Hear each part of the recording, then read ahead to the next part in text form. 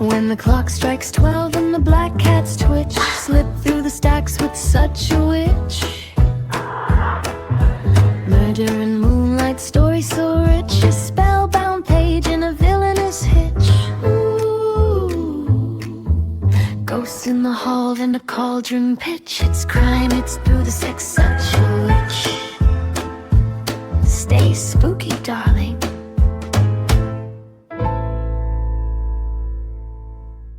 Me faffing around. Indigestion. Pepto-Bismol. Upset stomach, diarrhea. I need to sort my hair out because it doesn't know what it wants to do. Fuck it, I don't even care. Who gives a shit? Not me. We Fuck don't give a me. shit. I think you should leave it like that. Don't start with the lighting because I have fixed my lighting. So I don't. No, don't do it again. It's going. Yeah, what? Why? You're so green. What's happening? All right. Whoever said it was the wicked cosplay, joking. I love you all, but fuck you. Brilliant. Come on. I went onto this camera settings. Look, as you can see, I am normal coloured. How are you though? Slowly lowering my hand down. Fuck! Do you reckon it's something to do with how it's bouncing off the colours of your wall? But I mean, Maybe. I've got green walls, so Maybe. it's something to do with your camera settings, Herb. It's got to be. Just change my camera settings. Look, but if I kind of do that, Can I change anything? focus, Yeah, it's fine like that. I'm just going to stay like this. I mean, it's slightly awkward. Hi, I'm just going to keep my arm up for the whole of the episode because it's okay now. It's okay. It's okay. No, see? Fuck off. No, you're going green again. You're going green. What is it? Can you change the colours of the lights behind you? They're white, mate. That's what I thought that would help. What if I made them green? Huh? That'd be funny. It's worked. You taking the piss? Actually, it has worked. We've just done colour theory, bitches. Don't know how. What was that about? There you go. There's my little tribute to Alphaba, the bitch. Stunning. Beautiful. That's better. How does Ava feel about the social media ban? I don't think she knows yet. She's on a school trip. Fantastic. Oh, so have they passed it then? They've said that. Yeah, spring next year. No, YouTube, Snapchat, Instagram, TikTok. Well, to be Facebook. fair, they use my YouTube account. So they don't have their own. Everything's on mine. Naughty little chaffinches. Well, it's not naughty. They're what I can see exactly what they're seeing because it all Oh, comes that's up on true. my bloody algorithm. Honestly, some of the crap that they watch. Do you know what though? Some of those YouTubers are going to struggle. Well, I think there's like I saw Well, they'll something. have kids YouTube, won't they? And I'm sure they'll be able to do that. Yeah, well, That's- Willow was like a kids YouTube. I don't Yeah, know. I don't think they. Yeah, but some honestly, Nat, you should see some of the stuff that the kids watch. I'm like, who is this? Really? Bloody stupid, but Oh, Willow They likes like it. watching kids play toys with toys. oh yeah, they went through a phase as well of liking. They like to watch like a car just run over various toys or open eggs, like eggs with toys in, and it would just be a video of that. But that was when they were younger. Now they just watch really annoying people that I don't know what's going on. Yeah, who are these people? Who are I these? mean, they're fucking... millionaires. It's what they are. Great, fantastic. Live your life, you fuckers. You Right. fuckers. Da da da da. Da-da-da. Jack the Ripper. That's the new theme tune. That's the theme tune. Write the theme tune, sing the theme tune. Do you remember that? Little No. Britain. Fucking hell. Yeah. Little Britain. That's been cancelled now. Can't like Little Britain anymore. I mean, fair. I mean, we won't Fair. go into that. Anyway, No. maybe we should do an episode on cancelled TV shows and how things have changed. How woke. Welcome back, you sexy witch, to Such a Witch, the podcast where we stir the cauldron of the creepy, the cursed, and the truly disturbing. My name is Lindsay, and my co-toast. Somebody said, let's do this. Get yours. My co-toast. Cheers. Got my dirty For this- lips round it. Yeah. Ew. That's so strange. Mer. Anywho. Yeah, so my co-toast for this evening and every chaotic evening is Natalie. Victorian. How are we this week, Natalie? We're good. We're fine. We're hot. It's getting a bit muggy in this place. But yeah, I'm all right, Bab. How are you? I'm all right, but I feel like I'm just sort of becoming a woman on the edge. It's becoming... The red moon is about to glow in the sky, and I am going to have to rain it in. You're going to have to... You should, like, insert, like, thunder sounds when you go... Emerging. She's just like Jekyll and Hyde, ladies and gents. You know, like a werewolf. It's a full moon. My sympathies, my Yes, friend. but you know, that's just how it goes, isn't it? Unfortunately. Oh, to be a woman. Oh, and then, like, pretty sure that we're just, like, edging towards perimenopause as well, which is just also fantastic. I think I'm already there because my hair is fucking off. I don't know where my hair is going. It's packed up his bags and it's just gone, see ya. My hair's growing on my chin. That's what's happening to me. Nice little wiry Less here, more here. Aren't we just babes? Oh my God. I'm just amazed that, like, everyone doesn't fancy us. I know. To be honest. I know. It's shocking. I should be having people knocking on the door. Matt should be like, just go away. She's mine. We're married. Stop. Move on. I know they're stunning, but fucking hell, give it a rest. They see me in the garden in my ways. They see me in your pumpkin patch. Yeah. Scowling at people when they go on. Yeah, nice pumpkin. Like Mr. McGregor's garden. Juicy pumpkins. Lay off my carrot. Dear. Yeah. Anyway, so today's episode, we're heading into Victorian London. Lovely. And it's into the gaslight streets, the thick fog. Ooh, I love it. And one of the most infamous unsolved cases in history. Oh yes, today we are talking about the original cold case, the one, the only, Jack the Ripper. Ooh, I love the Victorian period. I think it it's is really gothic. cool. Yeah, gothic. Ooh, yeah. So, trigger warning, witches. We are talking about horrid events again, and things might get a bit graphic when we're talking about the injuries and all that jazz. So please look after yourselves. If you're under 18, skedaddle. Get out of here. Get out of here. Otherwise, for all you wonderfully morbid beauties just like us, grab a cuppa or a vino, get comfy, and maybe don't listen to this one when you're walking down the foggy streets of London. Oh, you did it again, you weirdo. You did it. What? You didn't do it. Wow. We need to grow up. We do. So, should we set the scene? Let's. The Victorian scene. Oh, I'm just imagining it with the lights and the fog. Yeah. The atmosphere. So it's London. It's 1888. The East End, specifically Whitechapel.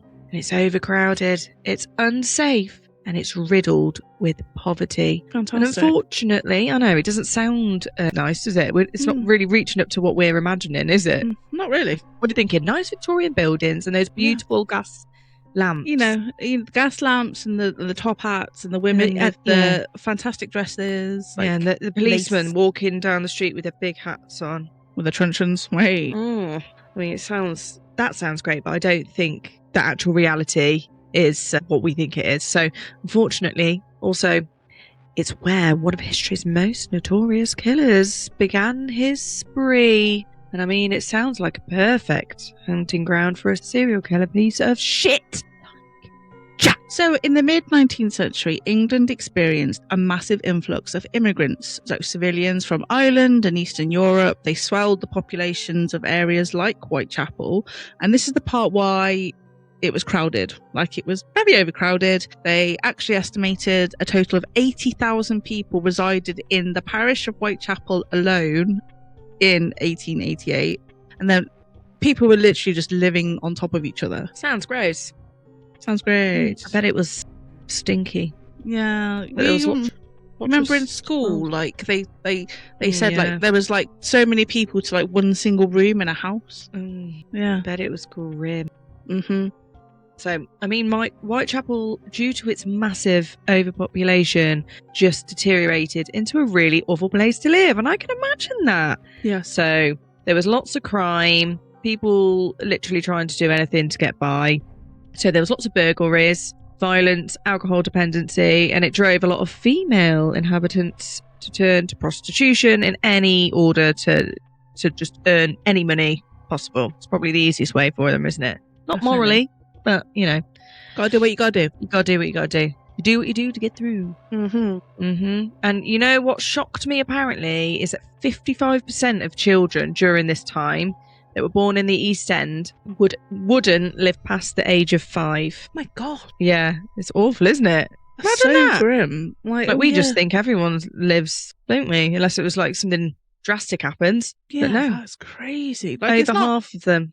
like Tudor. You can kind of understand it in like Tudor times or. But Victorian isn't actually that long ago, is it really? No. 100 and something years ago. That's crazy. Mm. Well, like we said before, just you do what you do to get through. But fucking hell, I just wish those kind of weren't the avenues that people had to go down to get money. It sounds just, life was just shit back then. Got to be desperate, ain't you? Yeah, massively. So the Metropolitan Police in London actually estimated that in Whitechapel alone, there was around 62 brothels and 1,200 women working as prostitutes at that time. Like, yeah. Wow. They literally needed money to find somewhere to sleep for a night. So never mind kind of food and, things like that. They needed lodgings. So they would pay for... I can't remember what it was called. I can't remember what it was called. It was not even a bed. You would pay the equivalent of £2 today's money, and you would sit on a wooden bench and you would be tied together. So you'd be tied to the bench or tied to each other, so you didn't fall over while you were asleep. There was one as well where some of them didn't even have a bed. That's the phrase where hangover comes from. Is it? So they hang out. So some would just have a rope, and they would just hang over the wire. No. So a lot of them would obviously just have drinking problems and stuff, wouldn't they? Yeah. So they wouldn't be able to afford a lot. So that would be what they had. Gosh, and that's why it's called a hangover.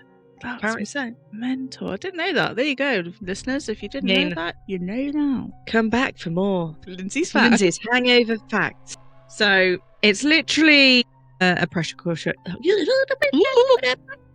It's literally a pressure cooker. Whitechapel is intense. There was a lot of social tensions and a lot of anti-Semitism towards like the Jewish community. There was a lot of racism, a lot of hate crimes, and Whitechapel was the poster for a den of immorality. You're well. You okay? I cannot speak today. Go on, you can do it. I've got every faith in you. Whitechapel was the poster for a den of immorality. There were no rules. No. So of course this was a perfect place for a serial killer to just sort of pop up. I mean, attacks on women during this time, there were thousands, so I guess it would be impossible to sort of pinpoint how many victims were just Jack the Rippers. Yeah. But there was a period of time, so it was from the 3rd of April 1888 to the 13th of February 1891, where 11 women were murdered in Whitechapel. And they were all known as the Whitechapel murders, but there was 5 in particular, and these women were known as the Canonical 5, which are associated with Jack the Ripper being the perpetrator. They were all quite similar, weren't they? Yeah, so they're looking at similar injuries and I guess modus operandi. So they were, they know what Jack's weapon of choice was, obviously a knife, and doing some more kind of unspeakably horrible things to these poor women. So, maybe not all of those 5 victims had, there's the other 6 victims that were kind of put as the Whitechapel murders. Maybe they were murdered by Jack and they just didn't have the same injuries, but they just don't know. So shall we pay some time on these poor 5 women who met a really terrible end? Yes. So I did a bit of research. So I've put little photos next to each one. So I like to know like what they look like, so I can sort of put a name to a face. I will share some of the photos. I don't know whether some of them we should add in. I don't know. They don't look terrible to me because obviously the quality of it's shit because it's from over 100 years ago. And thank God for that. I know, right? But I even found some newspaper clippings and stuff of how they reported it back then. The illustrations are quite I quite like the illustrations. Yeah, I don't know why. I don't know. It seems quite sweet, even though they're talking about a murder. It's like, A word I use, yeah, sweet. Like a Yes, story, but quaint. How quaint. lovely. Another murder in Whitechapel. God, we're not taking the piss, I promise. No, we're we're not taking. We're taking the piss out of the newspaper. Fuck the newspapers. So the first confirmed victim was Mary Ann Nichols, and her body was found at 3:40 a.m. on Friday, the 31st of August, 1888, and she had been seen alive around an hour before her body was discovered.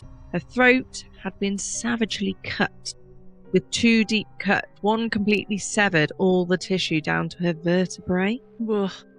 And also, her vagina had been stabbed twice, and the lower part of her abdomen was ripped open, which caused her bowels to sort of poke out of the wound. So he kind of went big, or he went home. Yeah, You know? he literally just was like, He was like, while I'm here, I may as well just go all out. let's just, let's just inflict some more damage on the vagina like it hasn't already been done already. Like, Well, Jesus hopefully she was Christ. already dead, poor God, thing. Bloody hell. It's just so excessive, isn't it? He's like he really hates women, doesn't he? I don't know what gave you that impression, Lindsay. Like, what am I going to do with her now? Stab her vag. What's that about? You vagina. Fuck you. You vagina, giving birth and having sex. God.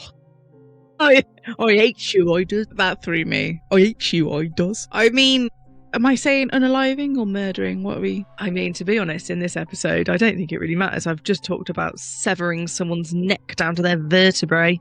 Well, let's go full out then. I mean, let's do it. murdering someone, anyone, is excessive, isn't it? So, 1 week after Mary's attack, on Saturday, the 8th of September, 1888, the body of Annie Chapman was found, and similar to Mary, Annie's throat had been cut twice. Her abdomen was cut completely open, and a section of the flesh was cut away from her stomach, and it was placed on her left shoulder, with her small intestines being placed on her right shoulder. Okay. So bizarre. Like, I'll just put that there, and I'll that put there. this here. Fucking mad. So there is, just having a slight escalation in Annie's attack, which, when they did her autopsy, they found that parts of her uterus, bladder, and vagina had also been removed, and it was missing. It was just not there with the rest of the body. Of course. He's obviously Why just, wouldn't you? He's thinking, I'll take this one home. This one's far too good to waste. Let's go take this home, put it in a jar. Fucking hell. Come on, Jack. Do you reckon he ate it? Yeah, add a little Tupperware box with him and just sent it fucking in. Weirdo. Ew, what a disgusting individual. So, it just gets worse, to be honest. Elizabeth Stride and Catherine Eddowes were both attacked in the same night on Sunday the 30th of September, 1888. And he is getting adventurous now, because obviously he's just like, okay, I'm going to do 2 in one night. He's going to stop me. So Elizabeth's body was discovered at around 1 a.m. and she showed injuries of just a single cut incision around her throat, which severed her left carotid artery and a trachea. But there were no other injuries on her body. So some think that he might have just been disturbed during the attack. So he sort of didn't get a chance to do all these other fancy cuttings that he was clearly fond of. Yeah, I agree. I think he was disturbed. He heard someone come in, or he heard something, and he had to. He's like, drat! I can't stab her vagina now. I would have got away with it if it weren't for those pesky kids. Scooby-Doo, for sure. I mean, it doesn't sound like his usual MO. Like I said, I think he was definitely kind of disturbed, and I'm sure he was fuming at that little kind of disturbance that he couldn't complete his little ritual. So then that's why he had to go and find another victim. So Catherine Eddowes, she was found 15 minutes after Elizabeth was found. I mean, he works quick, doesn't he? He don't fuck about. There's no mess in there. He don't fuck about. So her throat had been cut from ear to ear. Her abdomen was cut open, but the cut was so jagged and frenzied. Her intestines were placed over her right shoulder, with a cut-off piece of intestine placed between her body and her left arm. Her left kidney and uterus were removed. Her face was completely disfigured, with her nose completely removed. Her face and her cheek slashed, and she had vertical cuts on her eyelids and triangles in her cheeks. It was really It's like he had some time with this one, didn't he? The To sort of- fuck is going Considering on? she was found 15 minutes after. Well, we don't know when I suppose he could have done it before, couldn't he? I don't know. we don't know when he killed Elizabeth. It might have been, some time after he killed Elizabeth that he killed Catherine, but they just so happened to have been found 15 minutes after each other. So, Are these all prostitutes? Or are they Yes. just random women? They are. yes, they're all prostitutes. Bless them. God bless you.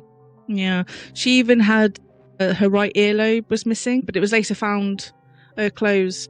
Maybe it kind of, they're not sure whether it kind of, when she might have fought back a bit, so whether he... It was an accident. It wasn't like, let me be very selective and just take that bit of earlobe. I don't think any murderer's looking at an earlobe going, oh, I want a bit Fancy of that earlobe. bit.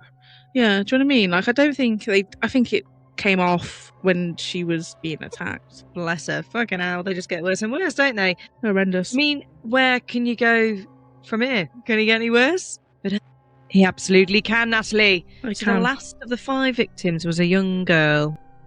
A young girl by the name of Mary Jane Kelly. And Mary was found in a single room, which she rented at 10:45 a.m. on Friday the 9th of November 1888. Now, when Mary was found... Listeners, this one's a bad one. She was hacked beyond all and any recognition. Her throat was cut all the way down to her spine, through the spine. Abdomen was cut open, pretty much emptying the entirety of her organs. Her uterus, kidneys, one of her breasts had been placed beneath her head. Strange. With other organs and tissue from her body placed beside her foot, and her stomach and thighs were found on the bedside table. Just thought I'll just leave that there. And her heart was missing. Just fucking gone. Yeah. And there is a picture, which is terrible quality. But my God, again. to be honest, I don't think you can really even make out what it is. We're not going to show this picture. If you want to go and look at it, it is on the internet for everyone to see. You can kind of see where her legs bent. Yeah. It's like up. Yeah. Like you're going for a smear test. It is literally like that. Yeah, but I don't know what the rest of it is because it's butchered. Yeah, it's just looks just like a load of bloody sheets. It does. Doesn't it? Yeah, and just meat. Yeah, God. I think there's like a museum somewhere. I can't remember where, but they've reconstructed that murder scene, and you can just walk into it. I saw that on the internet, and they were like, "Yeah, it's like not all in like blood colours, is it? It's like it's just strange sort of stuffed doll thing." Yeah, and I'm like, oh great, I just love it. I would totally go and see that. It's fascinating but horrifying at the same time, isn't it? But I'd totally go and see that. Yeah, I don't know who I'm kidding. I would as well. I'm sick in the head. But that's the kind of people that we are. So the police now, they're like really busy because obviously Jack's been a bit of an asshole and he's just going around to stabbing everyone. So there is several detectives being put on the case, but there are more famous ones of those is Detective Frederick Aberline. And that's one who everyone knows when it comes to this particular police case. Yeah, there was a few of them. So I think obviously they didn't know at the start that they were linked. So you've got one detective looking after one case and another, so I think they kind of ultimately kind of came together and were like, look, lads, we are dealing with the same bloke here. And he's everywhere. So I don't really know. I think Frederick Aberline was kind of brought to the forefront of everyone's mind. Someone's got to lead it there, won't they? They've got to be like, come on, lads. He was the main character of a graphic novel about Jack the Ripper, which was called From Hell. And then obviously it was played by the incomparable, the wonderful Mr. Johnny Depp in the movie From Hell. And that was based on the graphic novel. I bet you've seen that and I haven't. You've not seen From Hell? No. I need you to take a step back, okay, Sorry. and have a reality check. What do you mean you've never seen From Hell? I've seen it. Let me see what the thing is. Natalie, it's a terrible movie, okay? Well, that's probably why I've not watched it. It's so cheesy, but it's just so good. It's got Stacey from Gavin and Stacey in it. Yeah. When was this out? Oh, 2001. Yeah, just having a mooch. I'm gonna have to watch it now, just because. It's to your watch list. It's an 18. It's a bit gory. Yeah, I'll give that a watch. It's got Johnny Depp in it. I mean, it's got Johnny Depp doing a terrible London accent, and Robbie Coltrane. Does he sound like He's like, fucking hell. Really? So he doesn't. I was thinking maybe he'd sound like Jack Sparrow, but not drunk. He's probably Jack Sparrow when Jack didn't get all the rum. Right, like sober Jack. Sober Jack. Right. But he's an opium addict, so Obviously. always Obviously. Johnny, what's with the drugs and the drinks? Bloody hell, Johnny. Right. We don't Watch it. I will. That's on the list. You know, I like to do these and then I get very interested in it and then I have to then watch everything about it and then I just put it to bed and that's it. And then I go on to the next one. Exactly. Right. So the police really went to town on this investigation, and rightly so, because summit's up in Whitechapel, isn't it? And it seemed that everyone to them was a suspect. And I mean, and you would think that, wouldn't you? Because who the fuck's going around killing everyone?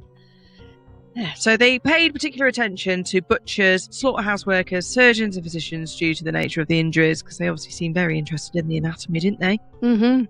And there was a lot of feeling, though, that this was somebody who had immigrated to London and that had committed these murders. Like, Londoners thought there was no way an Englishman could do this. But, I mean, I don't know how they could come to that conclusion. I don't. They just bloody anyone. Any excuse to kind of, blame someone else. I don't think it helped that actually one of the murder scenes, I think it was Catherine Eddowes' scene, there was a message written on chalk directly above. Like, there was a piece. She wore an apron, and the apron was kind of torn off, and it was blooded. And under this over this apron, it was it read, "The Jews are the men that will not be blamed for nothing." So, but it was kind of spelled like Juwes. So not your normal kind of spelling of Jews, but I don't know if it was spelled differently back then. So it felt like it was implied that a person of the Jewish faith was responsible for these series of murders. Well, that's what they interpreted it as anyway. Well, it definitely didn't help. It just escalated the already high tensions in Whitechapel at the time, because obviously everybody was just hating on everyone, weren't they? The police ended up interviewing up to 2,000 people in relation to these events. The commissioner of the city police actually offered a reward of £500 for the arrest of the one committing these awful crimes. And I mean, 500 quid back then probably was quite a lot, wasn't it? Yes, I would say so. So there was actually a vigilance committee created in Whitechapel, and they were made up of volunteer citizens from the East End who patrolled the streets based on how frustrated they were with the ongoing police investigation. So I think it was like everyone was just sort of taking control of the situation. I mean, the police couldn't be everywhere, could they? Well, no, and they're like doing patrols at night as well. So, like, what, they haven't got radios to contact each other. There's no 999 or 911 to get the police to you.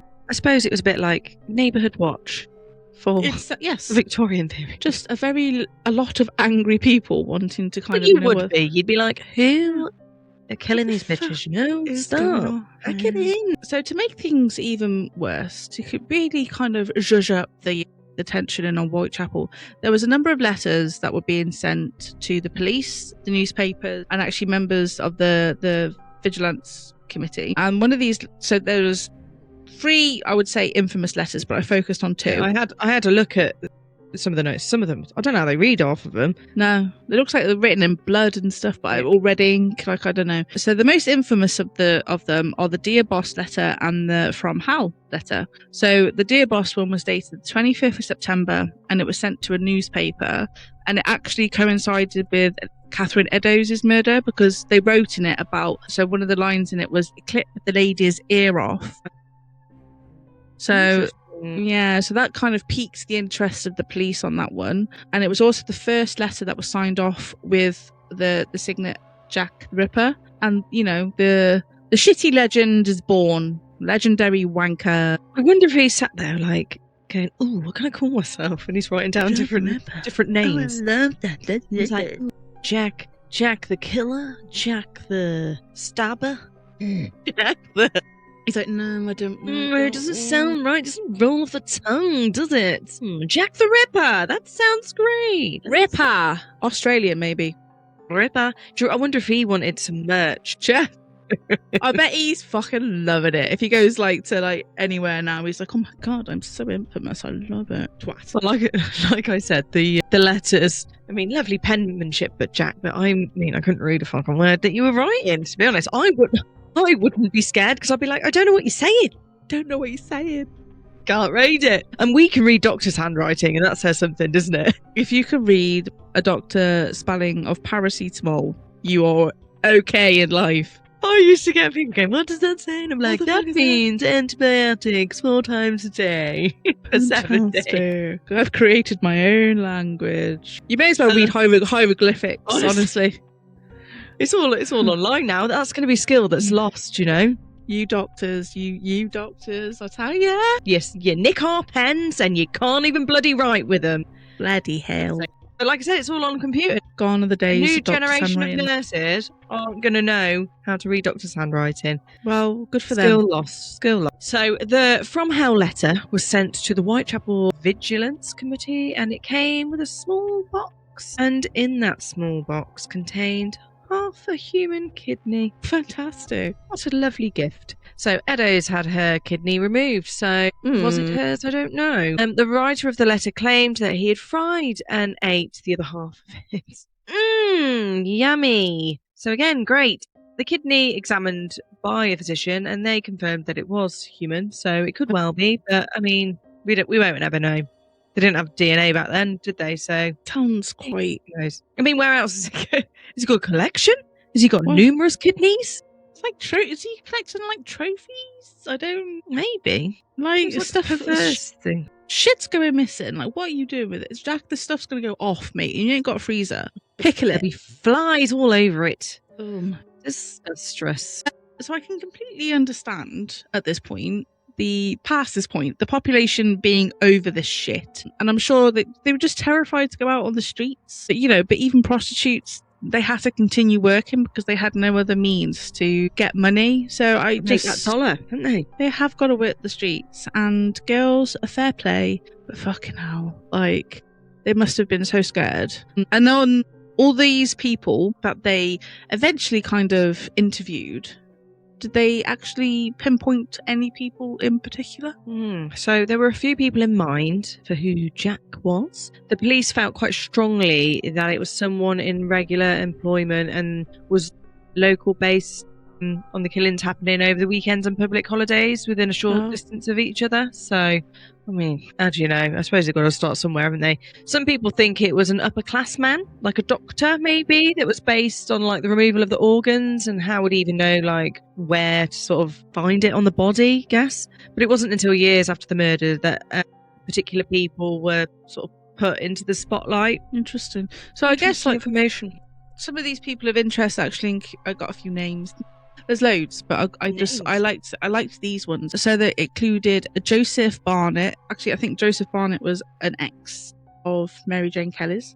Okay. Francis Craig, a fabulous name of Montague John Druitt. Fabulous name. Dr. Frank Tumblety. Tumblety? Shut up, that's not his name. Mr. Tumble. Aaron Kosminski, and even Queen Victoria's precious grandson, Prince Albert. Because apparently I saw that. he had the old syphilis. He had the old knob rot. Well, so they think he's been dipping his wick in certain... Dipping his wick. areas. Yes. The naughty boy! I know. So now only one of these suspects actually comes up again. And are you ready for some modern juicy gossip, ladies and gents? So, I'm sorry, just to go on off a tangent. Go on. I've got itchy nose, sorry. Did they charge anybody with it? No. So they just were like, I guess we're never going to know. No, there was never ever, I don't think there was ever any... There was enough real evidence. No. Now, how did it work back then? Because, like, obviously our evidence is, like, hardcore, like, DNA, like, scientific fact, like, gather all the evidence, trial, like... Well, you can only imagine how much people got away with back then, though, can't you? Yeah. Like, I think there was obviously some people that were convicted of murder, or maybe there was a lot of people who were wrongly convicted and hanged. Well, yeah, I bet there was loads of those. Yeah. So I think it was literally they had to use. It sounds like a much harder way of policing. I suppose it's just trial by error, isn't it? They're literally questioning evidence where they can get it. There's no DNA and stuff, so they've literally got to go on witnesses and fingerprints, I guess, maybe. Yeah. I guess fingerprints were back then. Yeah, but did they even have that? Did they even have a way of gathering fingerprints? That would be interesting to know. When did they start figuring out how to get fingerprints? I've watched plenty of like crime docs, and I expect there's a really good one on BBC iPlayer called Forensics or something like that, and it goes through kind of all the different kind of ways that police and forensics get evidence, and the fingerprint analysis people are amazing. They but literally this is because they have mastered the art, but like 130 odd years ago, like they ain't gonna know how to do that, are they? They have to start somewhere, though. I guess so. It'd be interesting to. I'm gonna have to Google it later and find Google out it. because I need to know. Shall I Google it? Shall I Google it now? Yeah, I will Google we it need now. to know because it's like, how did they? Is it just a hunch? Because a lot you can't base your police work on a hunch, can you? No. We need to know. Oh, there you go. Modern forensic fingerprinting originated in the 1880s. So maybe this is where it's started. Okay. So, 1858, British magistrate began using handprints and fingerprints on contracts in India. Whatever. We're looking at 1901. The UK formally established its first fingerprint bureau at Scotland Yard. So no, we're not at fingerprints yet. See, That if sucks. only they had it back then, that would have been helpful, wouldn't it? Very. To solve this crime. So, over 130 years after these murders, Natalie, there had been continued efforts from ripperologists. What? Apparently, it's profession. the legit name for someone Yeah. who studies Jack the Ripper. Yeah, they are like professors. There's professors in ripperology. Do you go to uni for that? Is that? Yeah. I'm studying ripperology. That sounds so. I'm not being funny, but I'd be like, tell me everything, bitch. Like, I am invested. I mean, I'd be highly interested in it, Yes. but also it sounds made up, doesn't it? A lot of things. Again, we keep covering things with like made up jobs. Like, start making stuff up. So I guess the police wanted to solve it. I mean, and rightly so. We want it to be solved, don't we? Yes. But there's been a huge claim recently that they know who Jack the Ripper finally is. And they've named, the name that they're suggesting is this Aaron Kosminski. So Aaron Kosminski was a Polish barber, and he lived in Whitechapel, and he was one of like the original suspects for the crimes, but there was no evidence against him at the time. Except that there might be, Natalie. Oh. So apparently, at the scene of Catherine Eddowes, at her murder scene, there was a shawl, and researchers have used DNA from that shawl to do a search, and it came back positive to a descendant of Catherine and also a relative of Kosminski. So it led people to believe in that the case has finally been solved. But it doesn't. I mean, it's a difficult one, isn't it? Because not everyone is convinced by this, and I'm sorry to say, Lindsay, I am in this court. So what has made you think that you've gone, no, it's not right? It's really, because it's so long ago.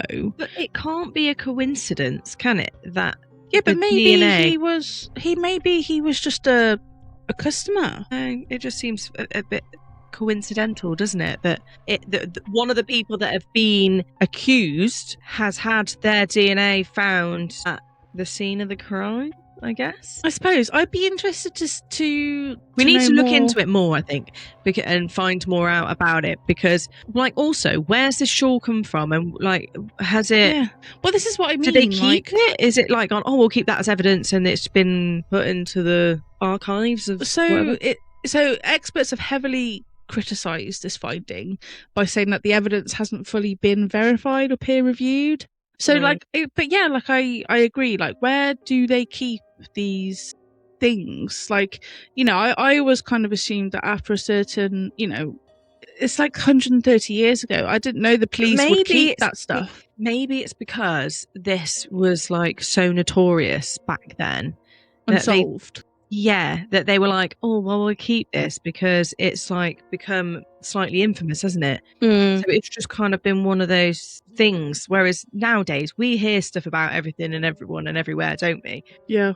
All over the world. Whereas I imagine that their news stories were very sort of focused on London and England. So this probably would have been like big news. So I imagine that that's why it was kept. But I mean, where was it kept? Was it kept by just a person, Or was it kept by the police? Was it in a museum? Like, This- who's had access to this? But this is it. Like, I don't, back then, no offense to like the police back then, but their kind of methods of collecting evidence probably weren't the most sterile or protective of the evidence. So it could have been just put in a bag. Do you know what I mean? And I don't think you're ever going to know.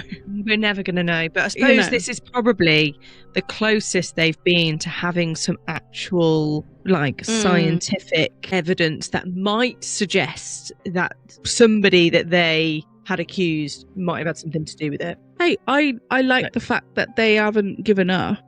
And, they're still kind of, whether it's being funded by actual, because it just seems like there's so many more kind of things that the police need to focus on at the minute. But not to say that they shouldn't, but we know how modern policing at the minute is going, and it's kind of under a lot of pressure. So I just think it would be, a bit kind of weird. Wasteful.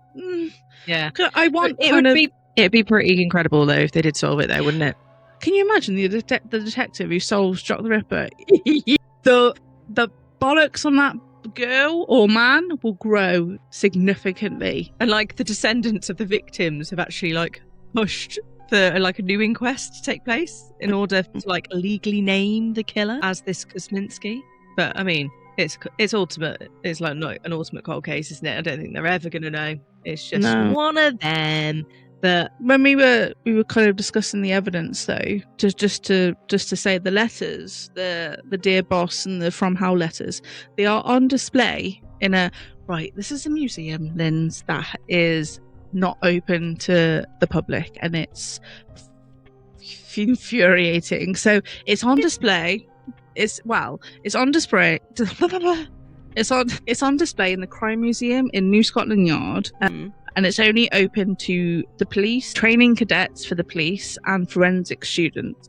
That's annoying. You need to Google it because, my God, they have got some exhibits. Why don't they DNA test the letters? Because he's touched the letters. He's written it. I think one of the letters was kind of thought to be linked to... Was it an author or something?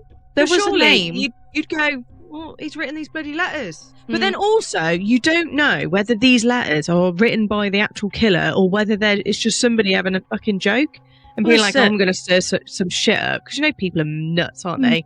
And be like, oh, I'm going to make them think that it's to me. Well, exactly. There was like thoughts, and I looked into it because I was just like, what the fuck, this can't be right. But it was kind of heavily disproven that Lewis Carroll, the author of Alice in Wonderland, he was at one point apparently suspected to be Jack the Ripper. I don't even know how he's got his name there. I tried to look into it and I couldn't find nothing, only that there was rumours, but then it was kind of gone, no, this is just fucking ridiculous. What? So I suppose they're just like plucking names out of nowhere, really, now, aren't they? Yeah. Bloody hell, Jack. What do you like? Fucking hell, Jack. Right. Well, anyway. So I think this is what makes this case so enduring, is that it's never going to be solved. So there's no arrest, no trial, no justice. I can't imagine the fear just knowing that it was walking around. No, thank you. Fully free. I mean, and at what point are they just like, he's not here now? What made him stop? Well, we can probably say now for certainty that 130 years later, no one from that time is alive. So, but yeah, don't you ever kind of feel like these random kind of unnerving thoughts or jump into my head sometimes? Like, you ever wonder, like, if you're walking past like a serial killer or a murderer or something? But you have to just think anyone's capable of anything, aren't they? Yes, very true. Very true. It's just really like, ooh. Although you do look at some people and you're like, you could definitely be a nonce. Yeah, you're definitely a nonce. If anyone's going to be a pedo, it's you. Yeah, you'd wear your mum's deflayed skin on your head and stuff. That would be a massive giveaway. I think they might be a killer. My God. And over time, the killer almost, sadly, annoyingly, becomes more famous than the victims, which is something... Not almost, definitely. No, definitely. You wouldn't, if you said or named these victims to people, they wouldn't know who they were unless they knew stuff about this particular case. I think a lot of people would probably say Mary Jane Kelly. Yeah. Because hers was just so the worst. Awful, yeah. But, it's definitely something the victims' families are still speaking about today. Like, they just want, their relative to be remembered more. So, but ultimately 5 women lost their lives, and history turned it into a legend. Absolutely. So rest in peace, Mary Nichols, Annie Chapman, and Elizabeth Stride. Yeah, and rest in peace, Catherine Eddowes and Mary Jane Kelly. And any other victim that we just don't know about with Jack the Ripper, or any during that time, that horrendous fucking time in Whitechapel. It must be awful. And whether Jack the Ripper was actually Aaron Kosminski or somebody else entirely, the truth is, this remains one of the darkest chapters in British history. Indeed. So, I gather you haven't. I'm still kind of processing the fact that you haven't seen From Hell. Well, you just told me it's a shit film, so. Well, regardless, Lindsay, I need you to watch it. But although I have been to the London dungeons, and I did go that. Do you know that? Have you done it? The little Jack the Ripper thing. Yeah, it's really creepy, isn't it? Are you talking about the old London dungeons or the new London dungeons? So I went years ago. Is it on the river? Yes. Okay, that's the new one. It was, yeah, but it was a Jack the Ripper thing underneath. I don't know. You kind of go through the streets. Yeah, and they tell you the tales. It's pretty intense. I remember doing a haunted house thing. It was in Birmingham, but they had a Jack the Ripper section. Oh, never. Yeah, and there was a bit where we had to walk through this a dark corridor, and it was really tiny, and the strobes was going, and then it would just go black and then dawn, and then Jack would be stood there, and at one point he was stood right here. I'd probably punch him in the face. It was really intense. I didn't like it, didn't appreciate it. Get away from me, Jack! Get away from me, Jack, you bitch. Back off, Jack. So obviously there's been a lot of other Rippers as well in history. Now, I want to talk to you, Natalie. This is very fitting for the latest documentary that we've just watched, because guess what happened there? What did that bitch do? Right, this is an excellent segment. Segue. Well done. Thank you, thank you. If anyone has watched, if you haven't watched it, you're gonna, and if you have watched it, tell us your thoughts. The Maternal Instinct documentary on Netflix, because what the actual motherfucking fuck?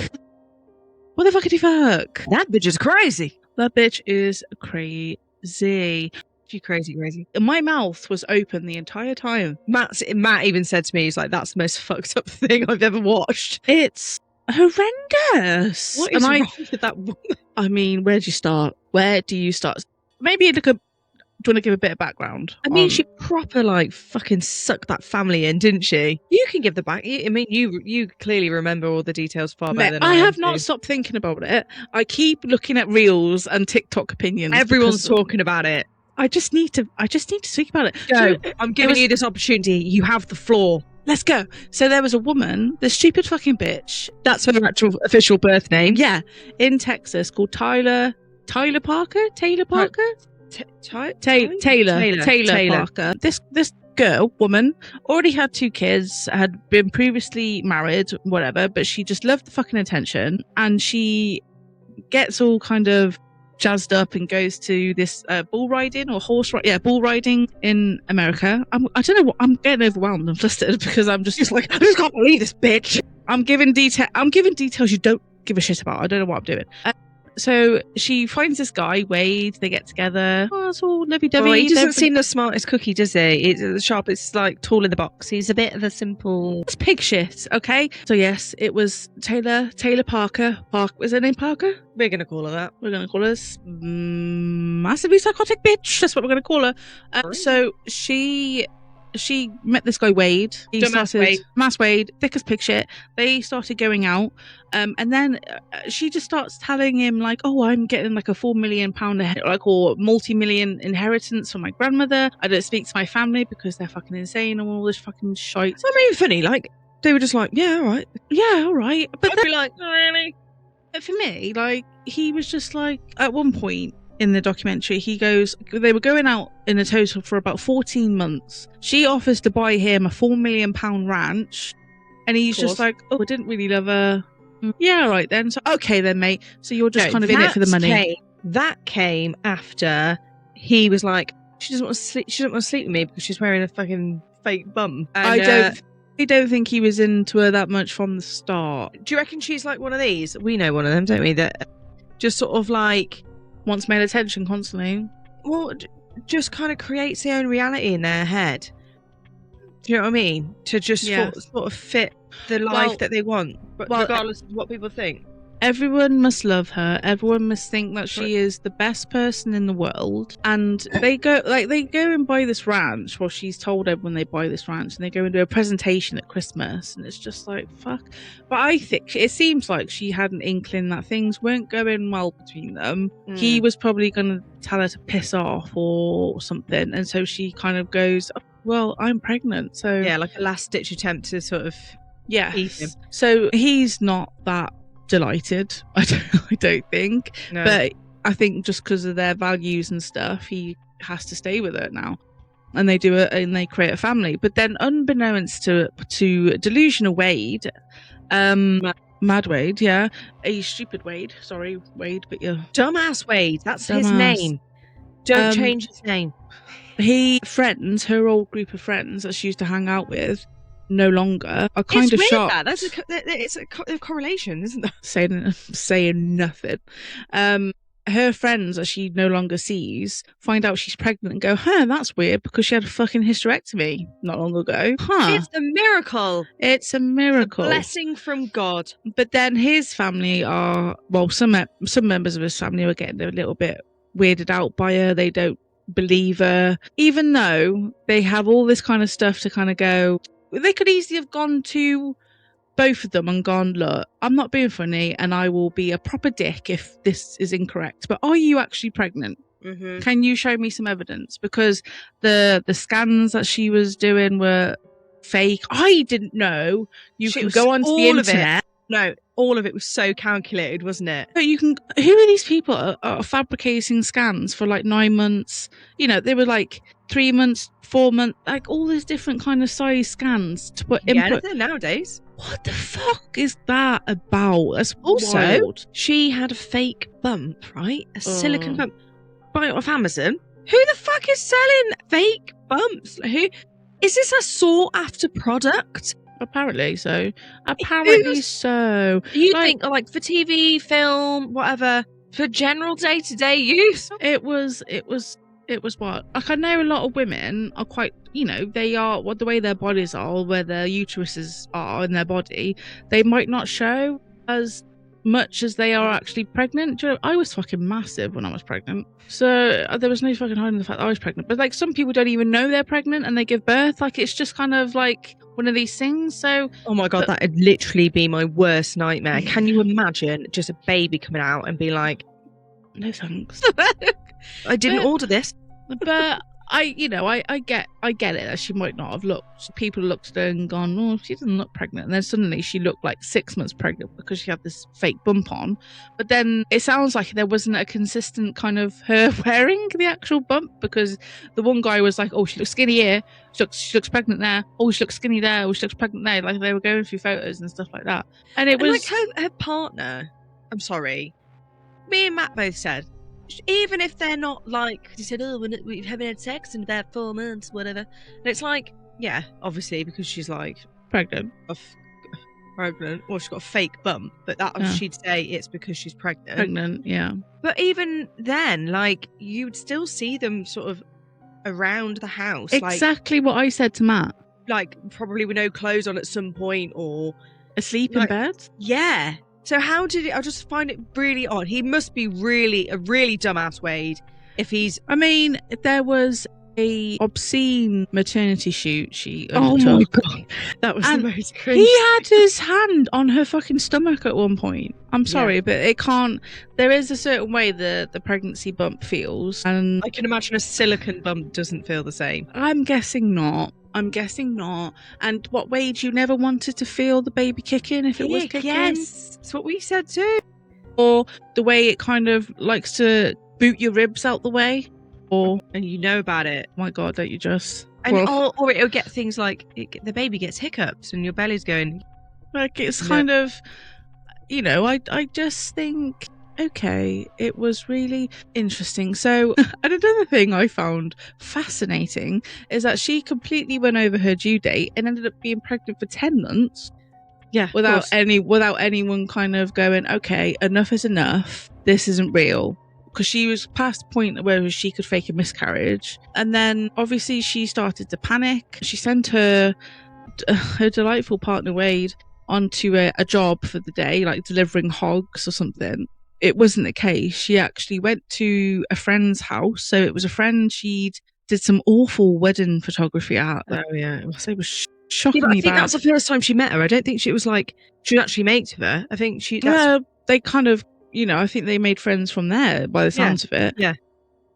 She photographed her wedding, and then they knew each other from that. And then this poor girl, she was pregnant, and obviously Taylor was pregnant. And they were doing, pregnancy shit together. So Taylor actually ended up going over to this girl's house and attacking her, murdering her, and cutting the baby out of her and fucking off with the child in the car. And there's so much to say about the police on this. I'm sure the cop that pulled her over was shocked to see a baby in her lap with an umbilical cord, but he was just like so fucking calm. Like, yeah, but I suppose that's just like the nature of their job, isn't it? But you'd be like, it was funny because she tried to make it look like she had given birth. Well, she put the umbilical cord in her pants or something. Yeah. And then when they got to the hospital, the doctor has examined her and he was like, no baby came out of there. Yeah, if you don't know, if you never had a baby, it's horrendous down there. It doesn't just snap back. It doesn't. Well, Lynn's had a natural birth. I had a cesarean. Twice. There's a lot of bleeding either way, my friends. Mm. Sorry to say, there is a lot of bleeding. So it was just kind of wild. But I saw a good TikTok where it was a woman who was questioning the police, questioning Wade. And I think it's fucking valid. Oh, I saw that, yes. Like, they didn't ever treat him like he was... a suspect. No, like, he wasn't in cahoots with whatever she was doing. No, I'm sure... Maybe it's because they met him and they were like, this bloke is that much of a dumbass, he would never have a clue. I mean... This guy... Let's not give this fucking bitch any props of being intelligent. She was not intelligent. She was just manipulative. Yeah. She's a psychopath. Whatever she is, definitely not intelligent, okay? This bitch is crazy. But then when they interviewed her as well, they were like, she was asking me to cut the baby out. Oh yeah, they were like, you're telling me that she was asking you. She was like, I'm dying. Okay, take the baby out. Yeah, she's dying because you stabbed her a fucking load of times. Apparently, that's why. She was like stabbed. They think she was hit in the head with a hammer and stuff like that. And like how she was cut out, she brought the uterus forward. So it was just, I can't. And the worst thing is that poor girl's mom was the one that found her, and the 911 call was horrendous, wasn't it? I can't even imagine. I cannot even imagine. And she had said that the baby died as well. And baby died. She, the girl who was actually pregnant, had a toddler, didn't she? Yeah. So and her funeral and her husband, because she obviously had a new husband, and that was his baby. That was their first baby together, and you just looked like a broken man. It was so evil. How could you do that to anybody? It's just crazy. I don't think I've met anyone or heard a story more fucking unhinged. There is another case in America where a woman cut out a woman's baby. What? I'll send you the link. I can't remember her name. It was years and years and years ago. But again, what would make you go, I want a baby? I know what I'm going to do. Oh, it looks pretty easy to cut open 7 layers of tissue. Well, she already had 2 kids. And she didn't even have custody of them. She didn't have custody with them. She didn't look like she wanted to do anything fucking with them. But you know that this baby was just a ploy to get this bloke to sort of stay with her. Yeah, so. Absolutely. But she'd already had. I don't know I can't remember if they mentioned it in the other one, but I watched a thing today on YouTube. She'd already had 2 failed marriages. So she'd been divorced twice already. I thought it was only one. Twice. Oh, interesting. I mean, what a surprise. What a crazy bitch. What an absolutely awful human being. You need to watch it though, because it is, if you are into anything remotely weird and true crime, you need to fucking get that in you. face. It's as weird as it gets, and honestly, it is just horrendous. And enjoy death row, bitch. Like, Yeah, see ya. she belongs there. Fucking insanity. But I was kind of hoping one of my favorite channels on YouTube. She's so good at talking with like trials. Like she'll watch full trials. What's her name? Grizzly True Crime. Grizzly True Crime. Shout out to Grizzly True Crime. She's fantastic. I love her. And she'll talk and explain a lot of the stuff that's happening on the trial. We should follow her. She's fantastic. Yeah, she's amazing. I watch all of her stuff, and I was really She's also hoping... on Instagram, isn't she? Yeah, she is. Yeah. I was really hoping that she was going to cover this one at some point, but I don't think she did. She will. No, I had a look last night because the first thing I said to Matt was, I'm watching this trial. I am watching this trial. But no, I didn't. She hasn't covered it, but that would be a good one for her to do, I think. There's got to be something that... So would we be able to watch the trial? Is there something out there of it being... It's all very sporadic. It's more kind of annoying. documentary stuff and people doing the similar stuff that we're doing. Yeah, maybe we need to do a deep dive and see if we can find some clips. Awful bitch. Crazy bitch. She belongs in the same cesspit. Yes, she does. Jack the Ripper belongs in. Mahaha, on that note. So thank you for listening to Such a Witch. It's been a fascinating one this week. And we're just going to keep remembering that whoever Jack was, fucking crazy. And just the same as, is it Taylor? Tyler? Taylor. Twatty Parker. Taylor Bitch. Parker. Yeah. We just need to remember the victims more, don't we? Yes. Don't let their memories fade out, because it's annoyingly, they do kind of get overshadowed by these I do. crazy fucks, don't they? But to you. But if you enjoyed this episode, don't forget to follow, subscribe, like and share, and ring that notification bell so you know when we're coming on the old YouTube or the Instagram or all the stuff that we're on. So YouTube, Spotify, Amazon, Apple, and then we're also on Facebook, Instagram, TikTok. Yes, I'm gonna say Snapchat. We're not really on Snapchat. We're not on Snapchat. We're not cool enough. Don't Snapchat us, dear God. Don't. We won't reply. But please follow us and join us next time for some more dark and strange stories. And yes, until next time, witches, stay spooky, darling. Stay spooky, darling.